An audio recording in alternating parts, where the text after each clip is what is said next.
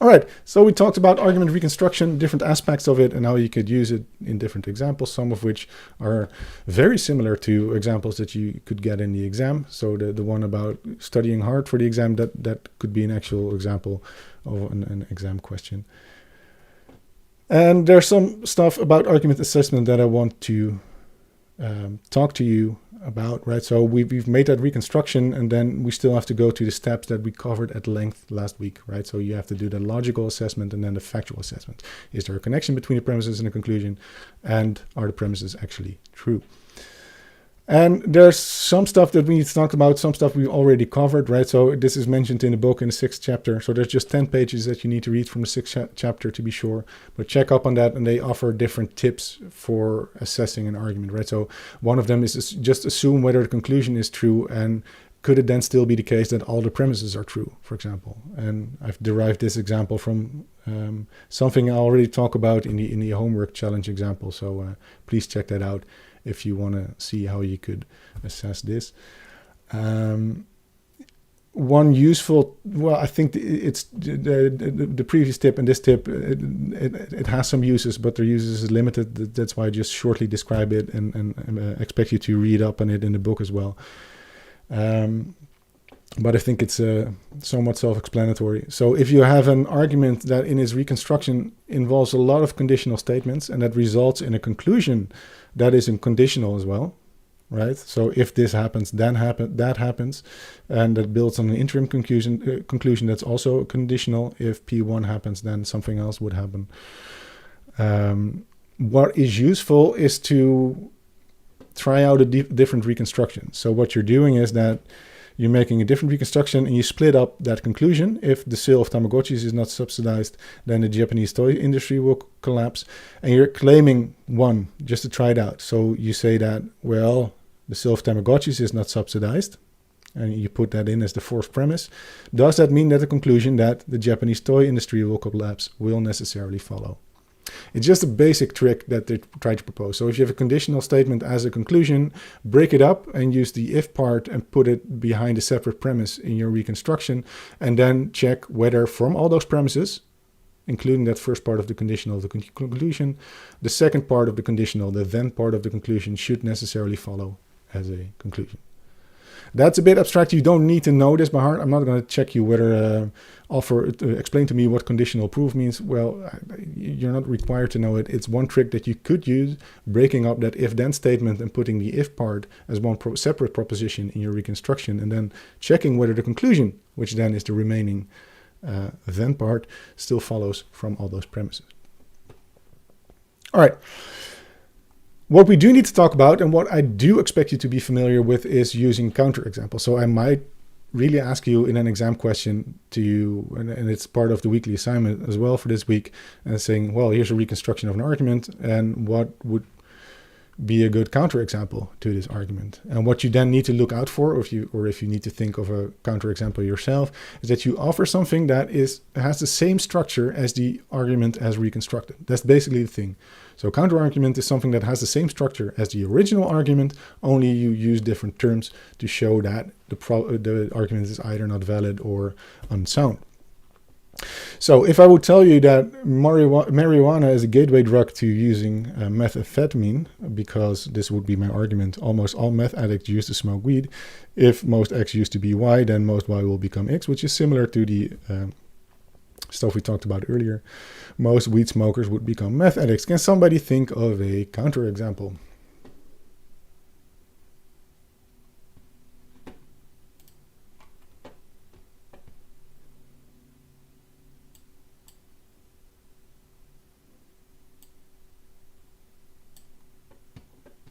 No? Maybe I have one. Right. You can say maybe almost all athletes used to train hard. Mm-hmm. So then the conclusion would be, if you train hard, you will become an athlete. Yeah.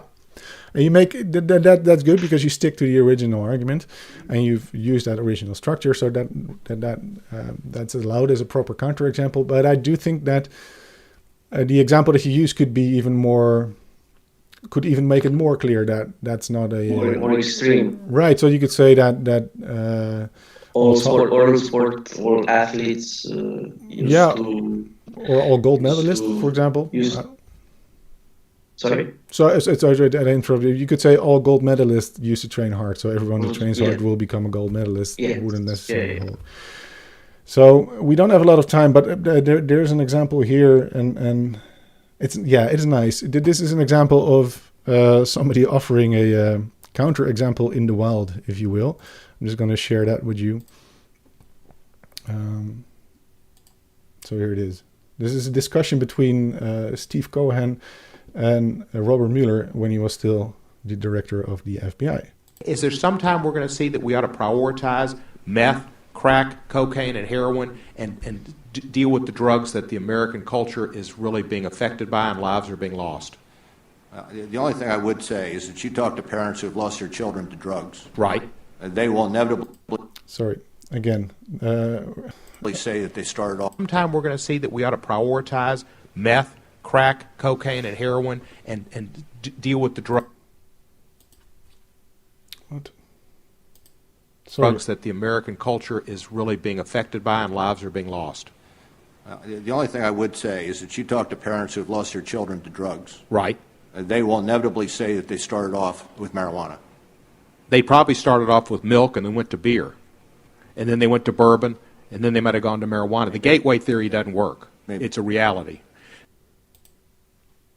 All right, so I hope you got that. I'm messing up a bit with Zoom today, I'm sorry. And Zoom is messing up with me as well. But it's nice to see, right? It's arguments in action, and he's looking sad, right? I've been put down with a counter example. So that's how you use counter examples. You show that whatever somebody else is arguing is a bit silly if you use the same structure, but replace the terms used with something else. As in the meth gateway theory argument, you could replace. So most meth addicts started out smoking weed, but they probably drank milk as well. So it doesn't mean that everyone who drinks milk becomes a meth addict. So that's how you use counterexamples. That's an insightful way to assess an argument. Make sure you use the same structure and replace relevant terms in such a way that you make it explicit that the assumptions in the argument actually don't hold. That is one trick that you can use for assessing argument, and it's also a trick that I expect you to be familiar with. So if you were to encounter a question in an exam that would include the phrases that I gave you, right, about studying hard for your exam, I could end the question with saying, give a counterexample to your reconstruction. And then you have to realize that what I'm asking you is to give an example that has the same structure as the original argument. I've made the relevant terms red and yellow to show that what I replaced, but how the structure of the argument is the same.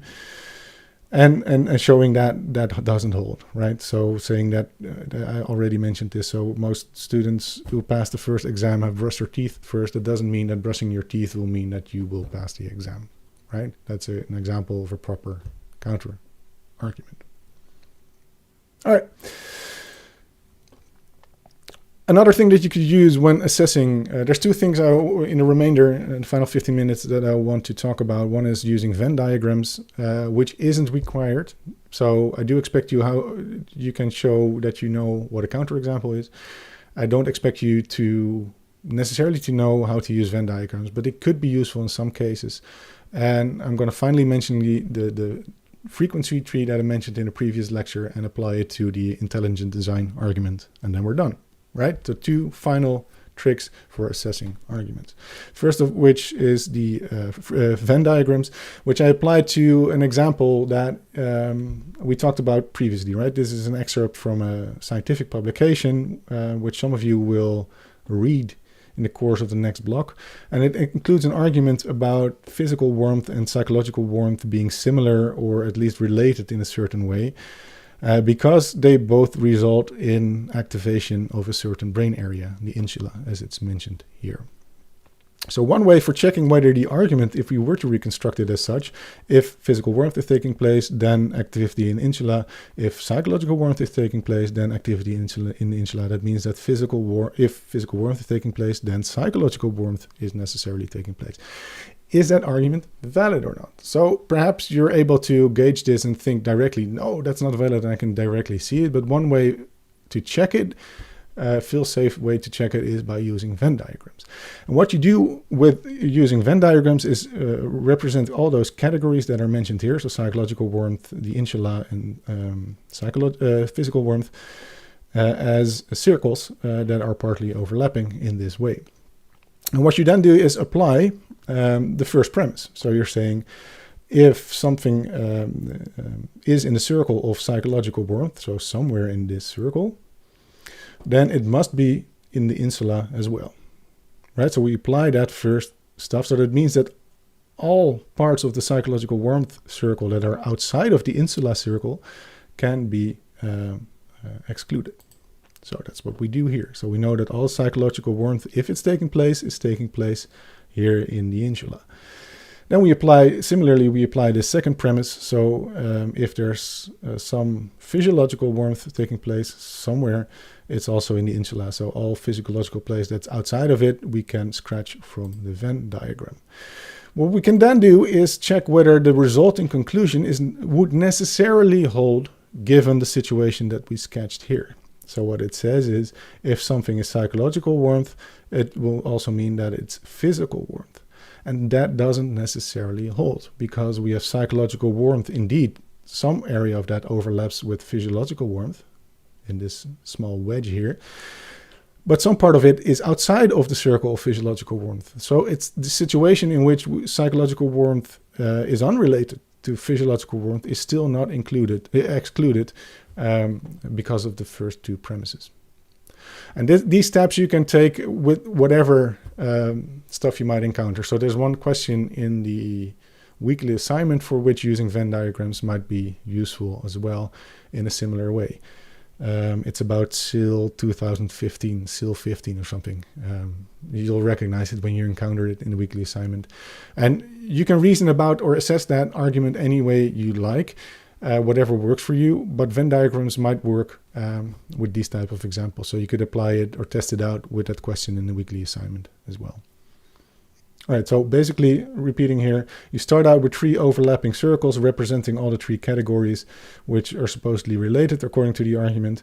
And then you apply the stuff that's being said in the premises. So if the first premise were true, that means that all stuff that's in this circle is in the insula circle as well. And then we do the same with the second premise. So if that second premise was true, then all the stuff in the physiological warmth circle would be in the insula circle as well.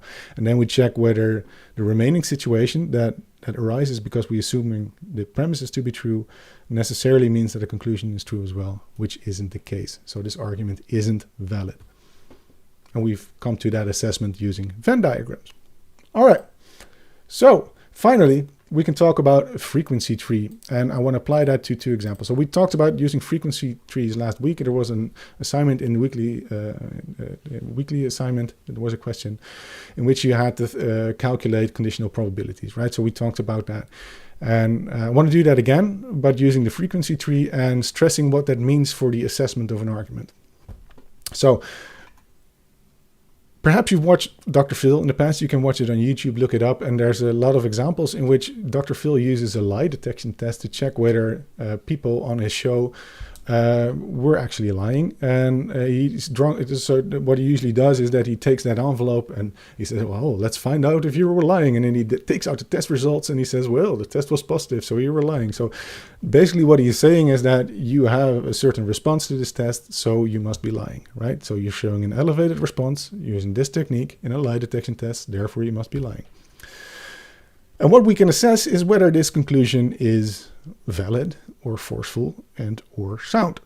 And you should be able to recognize that the argument as depicted here in the upper right corner isn't valid nor forceful, but perhaps what Dr. Phil intends is that, well, if you show that type of response, then it's probable that you're lying.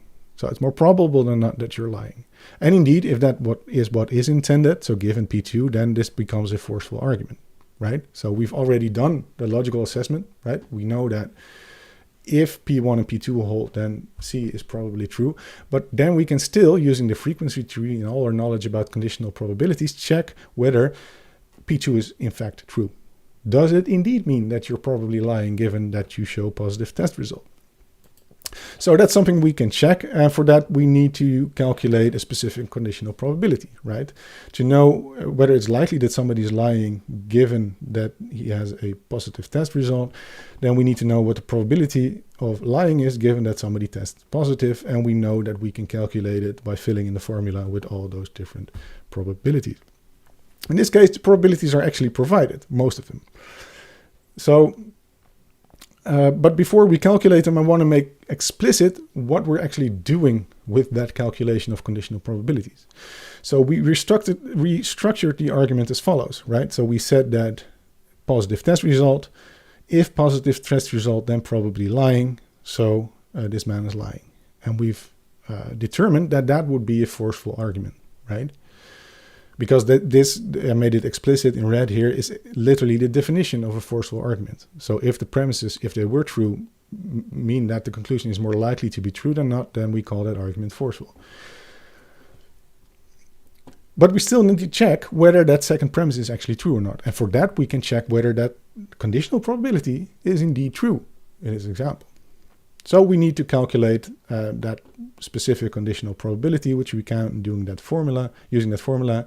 But we need to know the sensitivity, the specificity, and the base rate, right? So that should be the chorus in your head whenever somebody's saying something about conditional probabilities. You should think about sensitivity, specificity, base rate, right? And there's been some research done, so we know something about the sensitivity and the specificity. We don't know anything about the base rate, which would be what percentage of people, when taking a polygraph test, are actually lying. So we don't know that, so we have to make some estimations about it, right? Could be 20%, could be whatever, but if you use a specific number, then we could, let's assume that it's 20%, then we could calculate it. What is interesting though is that the more people like Dr. Phil use polygraph tests for checking whatever you could check, that would have an effect on the base rate. So that also affects these type of calculations. But let's assume it's 20%. We don't actually know it, but we do know the sensitivity and the specificity. What you would then do is fill in that frequency tree, right? So you fill in the base rate, we assume 20%, and you fill in the sensitivity and the specificity, and you can calculate it later or when you're bored this weekend and you think, well, what can I do today? It's a Sunday, let's calculate conditional probabilities. You can fill in the tree diagram. And if somebody then asks you what's the probability that somebody is lying given that it's a positive test, you should realize after filling in that frequency tree that, well, given that somebody tests positive, so that means they're either in this box or in that box. So they're one of those 17 or one of those 32 people. What is then the probability that they're part of those 17 people? So that's a proportion of people in this box out of the total number of people that test positive. So that's 17 plus 32. So we divide 17 by 17 plus 32, which gives you a probability of 0.35. So assuming that the base rate is 0.20, I don't know for sure, but I mean, it's not an unreasonable assumption, right? Then the probability that somebody is lying given that they test positive in this specific technique is 35%. Then we can use that, right? So we can use that probability and use it for assessing this argument, because we already said it was forceful, right? If the premises were true, the conclusion is more likely to be true than not. So it's still forceful, but we know that the second premise is false. Because that percentage isn't higher than 50%, we know it's 35%. So we know that the second premise is false. So we say it's an inductively forceful argument, but it's unsound.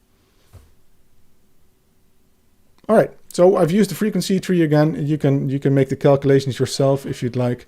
Again, in the homework challenges video, I give different examples in which I make the calculations again. So you can use that as an aid if you'd like, or still unclear about different ways of calculating conditional probabilities. But I wanted to stress what you can do with that conditional probability. You can use it to assess whether this type of connecting premises, given that the premises are true, how likely is the conclusion to be true? That type of conditional probability, you can check whether they actually hold or not in given examples.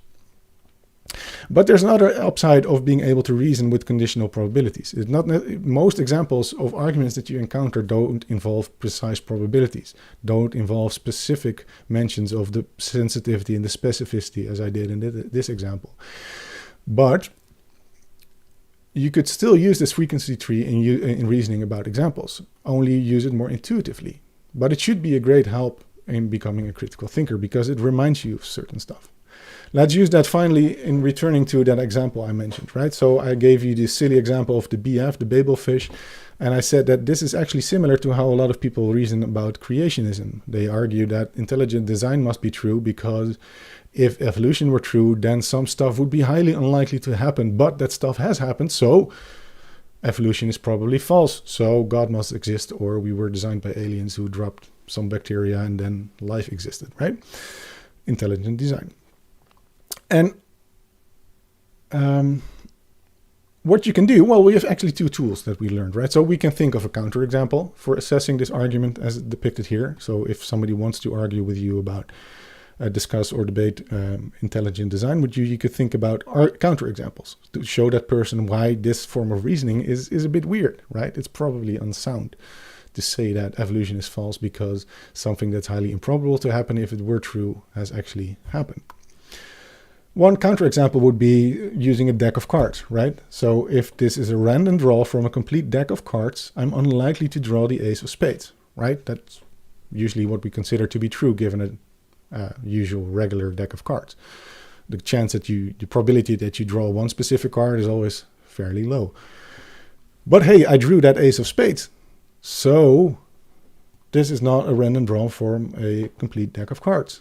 And if then somebody went on to argue that either this was a random draw from a complete deck of cards or God exists and then therefore concludes that God must probably exist, then that wouldn't be that convincing, right?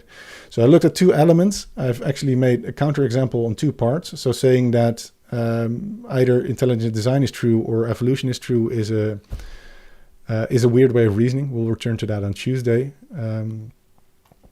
And I've tried to make explicit why that's weird, because saying either I had a true deck of cards or God guided my hand is also a weird way of comparing two options. The options are limited in this way of reasoning. But I also made a counterexample to the first part, saying that, well, if this was truly random, then this is highly unlikely, so I probably didn't draw from a true deck of cards, which is again similar to saying that if this lottery is fair, then I'm unlikely to win. I've won the lottery, therefore the lottery was unfair. Somebody must win it, but it's highly unlikely for everyone to win. And in a similar way, you can reason about the blood clotting example, because sure, you can say that blood clotting is unlikely to happen given that evolution were true, but how likely was that to happen given that God existed, or given that that alien existed, or given that any other theory you're trying to compare with evolution here is true?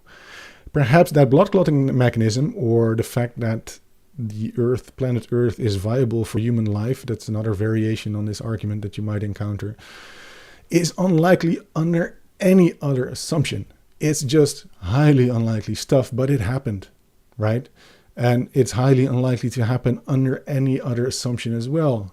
Given that God exists or whether he doesn't exist, it's unlikely to have happened. So the fact that it was unlikely under the assumption of evolution by natural selection isn't that meaningful in interpreting whether that theory is true or not. Two things you should think with these examples, right? So the first one is that Sharknado hunch, right? So if somebody says that the probability of A given B is low, A therefore B, what you should be able to recognize is that somebody's trying to inverse, implicitly or explicitly, inverse a conditional probability. And you should know, because of the Sharknado example, that you can't just inverse probability A given B to probability of B given A, right? So as we talked about in the Sharknado example, you know that you actually need that proper formula for calculating conditional probabilities. You need the sensitivity, specificity, and Bayes rate. That's a bit of the song, yeah, the anthem for this part of the SSR course, right? Every time somebody says conditional probability, what you should hear in your head is Sharknado, sensitivity, specificity, Bayes rate. Perhaps you can come up with a song about it. But this is the chorus, right? Sharknado, sensitivity, specificity, Bayes rate. If somebody tries to inverse a conditional probability, you should be on the lookout. You can't just go around doing that. You can't just say that if one probability is low, the inverse must be low as well, or whatever. No, you need the sensitivity, the specificity, and the Bayes rate. As I said, they're not often explicitly mentioned. But you could use that frequency tree even in assessment in a more intuitive way. If somebody says to you, well, of all possible explanation, we have evolution by natural selection. And if that were true, then blood clotting mechanism would be highly unlikely, and it would be more likely that it wouldn't exist. Then your intuitive response should be, okay, tell me how likely it would be given that another assumption holds. Because that's what we should be interested in. Not just that something is unlikely given one assumption. No, how much more likely is it under one assumption compared to another? And then we have an interesting way of talking about evidence. So, I hope that final example didn't confuse you. I just wanted to wrap it up by returning to that natural selection example. And it is for sure something we will talk about in the second block, because this is actually what a lot of people are doing. What people are doing is saying, well, using a p-value, they say, well, if the null hypothesis were true, then it's highly unlikely that I would find this data. I found this data, so the null hypothesis must probably not be true. And that's not a valid and not a forceful way of reasoning. And perhaps now you better understand why that's the case. If not, don't worry about it. It's not in the exam yet, but it will be in the second block. So just to show you how we'll build in the future on the stuff we're discussing here. What we discussed so far is 5 steps in, becoming a critical thinker, developing a critical disposition, recognizing arguments, reconstructing arguments, and assessing arguments. And we covered all that stuff. What remains is learning to recognize some common forms of, bad reasoning, basically, which we will talk about on Tuesday. And hopefully on Wednesday, but I'm going to discuss with Sharon whether that will happen on Wednesday or Thursday. We'll have a Q&A. By the way, what would be useful for the Q&A would be for you to check out the following. So if you go to the modules, perhaps you've seen it already, but I just wanted to make it explicit. And you scroll down, and there it is. It says interim exam 1, information. And then you can check out the information on the first interim exam. And it lists by popular demand. I've added all the chapters that you should read. But it also includes the following, a checklist. And you can download it, as I'm doing now. And basically it gives you a structure for studying the material. So all the stuff you should know from the stuff we talked about this month, right? And it's a list, basically lists a lot of questions are asked to you, the reader. So what is rational thinking? What are heuristics? What is logical equivalence? And it's basically checking whether you can paraphrase all this information. It's checking whether you indeed know what logical equivalence is and whether you are able to describe it in your own words. What is a Venn diagram? And we're not just checking whether you are able to paraphrase those terms, but we're also checking whether you can apply it. So can you recognize when something is vague? Can you distinguish between arguments and explanations? Can you assess the validity of an argument? And do you know what if P then Q entails in logical terms, as we talked about, right? So all those details. So basically, it's a way of checking your knowledge. So if you go through these slides and you're able to answer all these questions, you're golden, right? You should ace the exam, which means, as we talked about, score very highly on the exam. Again, this might be superfluous, but I just wanted to show you what you can use to check up on your knowledge, right? Have I covered everything enough? Do I know enough for the exam? You can use these questions to check that for yourself. And it's also useful preparation for that Q&A session. So if there's stuff in there that you don't understand yet and you were unable to find in the lectures, the videos, or the readings, ask about it in the Q&A on Wednesday or Thursday. I'll let you know when it is as soon as possible, as soon as I talk to Sharon about it.